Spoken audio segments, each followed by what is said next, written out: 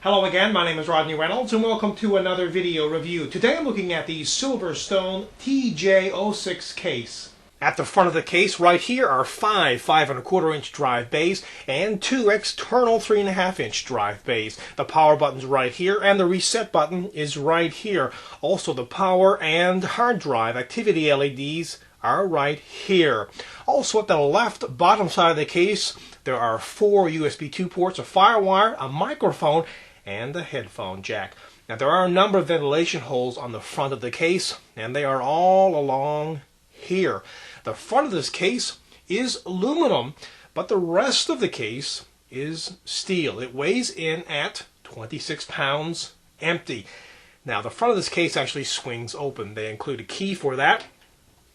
It swings open so you can install the drives, 5¼ inch and 3½ inch, and also right here you'll notice two fans. There's a 120mm right here and an 80mm right here. I'll go into those in detail a little later on in the video review. At the back of the case, at the very top, is where the power supply gets installed. There are a number of ventilation holes right here. They include a 120mm fan and an I/O shield plate, and the 7 expansion slots are right here. Now each side panel has two locking mechanisms. To lock, you push them up. To unlock, push them down.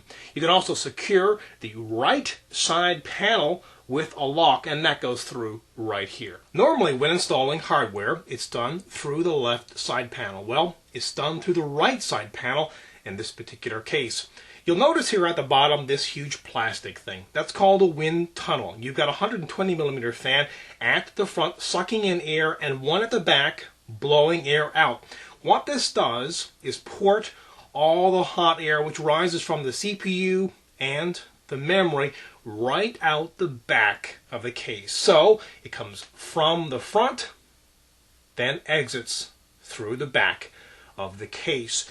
Now, no screw or screwdrivers are required when installing either the drives or cards in the expansion slots. They also include an 80mm fan, which is right here. Now this fan will port cool air in from the outside of the case directly across the cards. The layout on this case is a little bit different because of course you install everything on the right side of the case. The power supply, as I mentioned earlier, is pretty common. It gets installed at the top of the case. There are rubber mounts up there though for the power supply to rest on. Now the hard drives, you can install 6 of them. They get installed right here vertically though.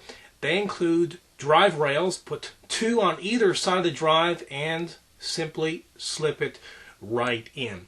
Now the motherboard tray in this case is not removable, and you'll notice all the different cables which come from the front of the case for the hard drive LED, the power LED, the reset switch, the power switch, the fans, and you've also got a little switch up here at the top. This switch will indicate whether the side panel is open or closed. Now before installing a motherboard in this case, you will need to remove this wind tunnel. There are 4 clips, 2 on either side. Once you've done that, you can simply slip it right out.